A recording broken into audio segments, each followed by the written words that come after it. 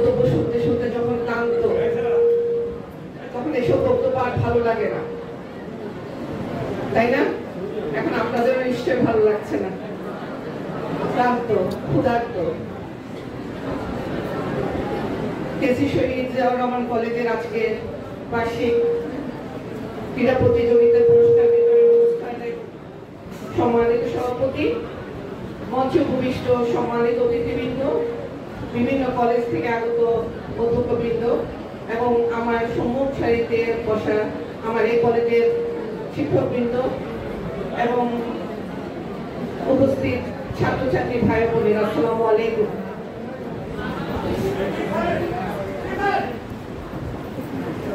আমি জানি আপনারা ক্ষুধার্ত,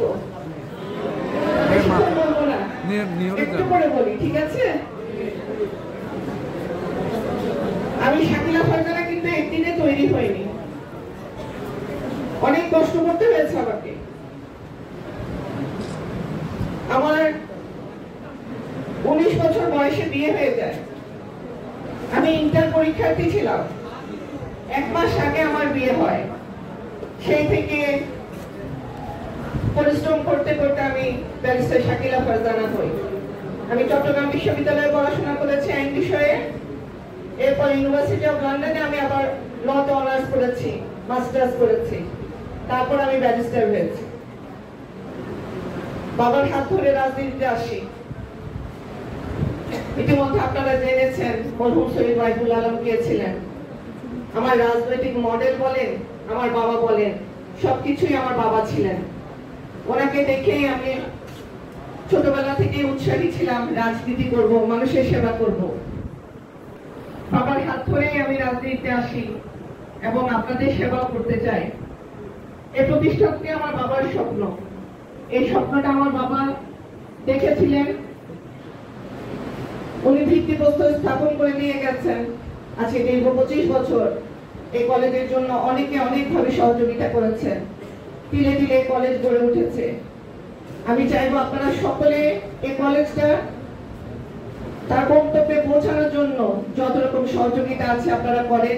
এই কলেজের হিতৈষী আছেন, শুভাকাঙ্ক্ষীরা আছেন, সকলে আমাকে সহযোগিতা করবেন আমার বাবার স্বপ্নটিকে আমি যাতে বাস্তবায়িত করতে পারি। এখানে বিভিন্ন কলেজের অধ্যক্ষবৃন্দ এসেছেন।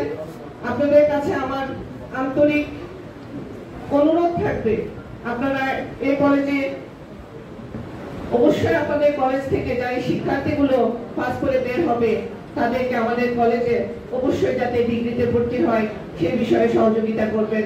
আপনাদের কাছে আন্তরিকভাবে অনুরোধ জানাচ্ছি এবং কৃতজ্ঞতা প্রকাশ করছি। আপনারা এই কলেজের প্রতি অনেক আন্তরিক, আপনাদের বক্তব্যে তা ফুটে উঠেছে। আপনাদের আন্তরিকতা যাতে সব সময় আমার পাশে থাকে, এই কলেজের সাথে থাকে, আমি তাই চাইবো আপনাদের কাছে।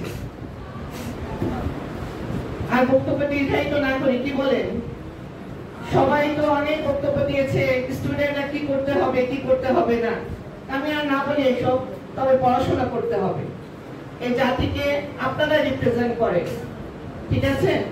আপনারা রিপ্রেজেন্ট করতে হলে শিক্ষিত হতে হবে। শিক্ষিত জাতি অনেক প্রয়োজন আমাদের। এই ছাত্র আন্দোলনে ছাত্রদের যে বৈষম্য বিরোধী আন্দোলন, তাদের অংশগ্রহণে কিন্তু আমরা স্বৈরাচার মুক্ত বাংলাদেশ পেয়েছি। এই যে আগামী বাংলাদেশ আপনারাই সাজাবেন। তাই আমি চাইবো আপনারা পড়াশোনা করেন, এই জাতিকে একটি শিক্ষিত জাতি হিসেবে গড়ে তোলেন। হাটহাজারীতে বর্তমান সাক্ষরতার হার হচ্ছে 87%, আমি চাই 100% হোক। ইনশাআল্লাহ আপনারা সকলে সহযোগিতা করবেন, সকলে পড়াশোনা করবেন, এই কলেজকে একটি মডেল কলেজ হিসেবে আপনারা প্রতিষ্ঠা করবেন। ইনশাআল্লাহ সে আশা রেখে আমি আমার বক্তব্য এখানে শেষ করছি।